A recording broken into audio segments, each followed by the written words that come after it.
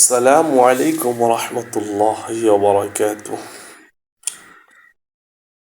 আজকের রাত হচ্ছে লাইলাতুন নিসফি মিন শাবান, অর্থাৎ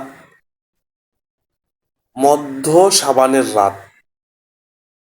আমরা যেটাকে শবে বরাত বলে চিনি।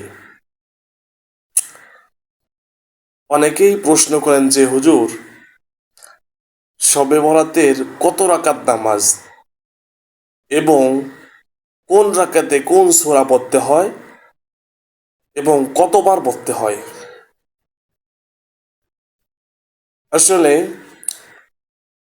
আমরা আমাদের গ্রাম অঞ্চলে যারা ইমাম সাহেব আছেন, বিশেষ করে পুরাতন, আমরা ছোটবেলায় শুনতাম যে শবে বরাতের নামাজ এত রাকাত, এই রাকাতে এই সূরা পড়তে হবে, এতবার পড়তে হবে, না পড়লে হবে না।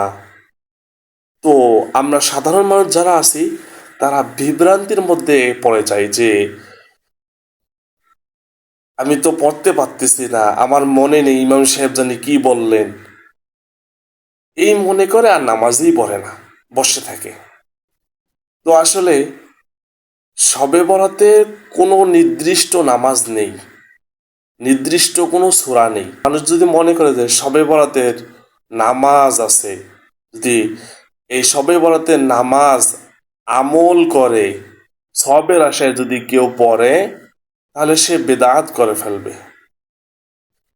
এই রাত যেহেতু ফজিলতপূর্ণ রাত, এই রাতের আপনি বেশি বেশি নফল নামাজ পড়েন, ইস্তেগফার পড়েন, তওবা করেন, তাসবিহ তাহলিল, আল্লাহ তাআলার কাছে দুহাত তুলে মাফ চান, এগুলোর মধ্যে কাটাই দেন। আপনাকে নির্দিষ্ট কোনো নামাজ পড়তে হবে না। আপনার শরীর যতক্ষণ কুলাবে অতক্ষণ আপনি নামাজ পড়বেন আল্লাহ তাআলার কাছে, নফল নামাজ পড়ে আল্লাহ তাআলাকে ডাকবেন। আরেকটি বিষয় হচ্ছে যে এ রাত্রে আল্লাহ তাআলা দুই ব্যক্তিকে ক্ষমা করেন না। এক হচ্ছে হিংসুক, আর দুই হচ্ছে মুশরিক।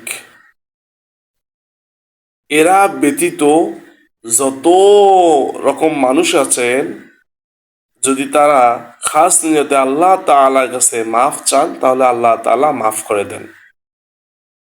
অতএব ভাই ও দোস্ত বুজুর্গ, আপনারা সবাই সবার জন্য এ রাত্রে নফল নামাজ পড়ে সবাই সবার জন্য দোয়া করবেন। আরেকটি বিষয় হচ্ছে যে আপনি সারা রাত জেগে ইবাদত করেন, সমস্যা নেই, কিন্তু ফজরের নামাজ যেন কাজা না হয়ে যায়।